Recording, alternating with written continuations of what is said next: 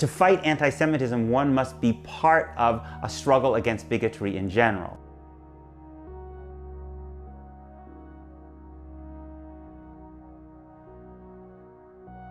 For most of my adult life, I would have been a political Zionist, meaning I believe in the idea of a Jewish state, a state that has special obligations to Jews.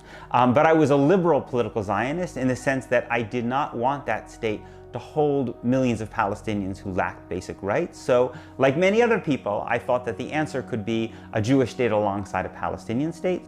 I came to the conclusion more recently that that vision is no longer tenable. Israel has made its control over the West Bank permanent, essentially, and that this vision of partition doesn't really reckon with some of the most fundamental issues in the conflict, one of which is the right of Palestinian refugees to return to their homes, many of which are inside Israel proper, and also the right of Palestinian citizens in Israel, who represent 20% of the population, to be equal. You start to see some significant American Jewish criticism of Israeli behavior first during the Lebanon War in the early 1980s, and then during the First Intifada in the late 1980s. People saying Israel's really on the wrong path here, but they're certainly not questioning the idea of Israel as a Jewish state.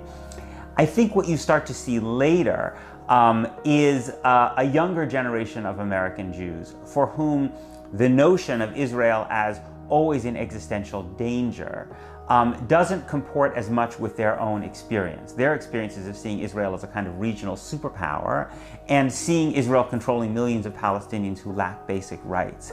And so for this younger generation, I think there's a struggle to kind of try to make sense of the fact that many of them think of being Jewish as being connected to movements for social justice. They're very proud of the American Jewish role in the civil rights movement, for instance, and also think about Judaism as a culture of inquiry and questioning. And yet they feel often that on the question of Israel, these values aren't actually represented. There are many American Jews for whom Zionism is a kind of an essential part of their Jewish identity. And to oppose the idea of a Jewish state for them represents a threat to Jews, period. So there are many American Jews who would take the view that anti-Zionism is anti-Semitism. It's not my view.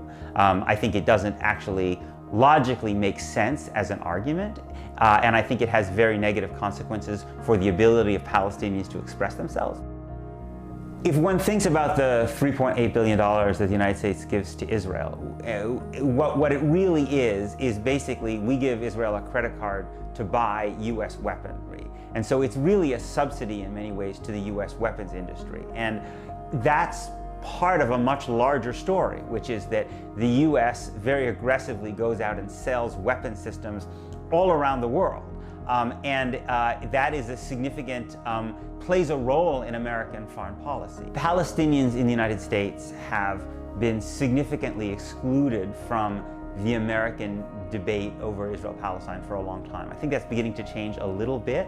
You've seen over the past few weeks more Palestinian voices on TV.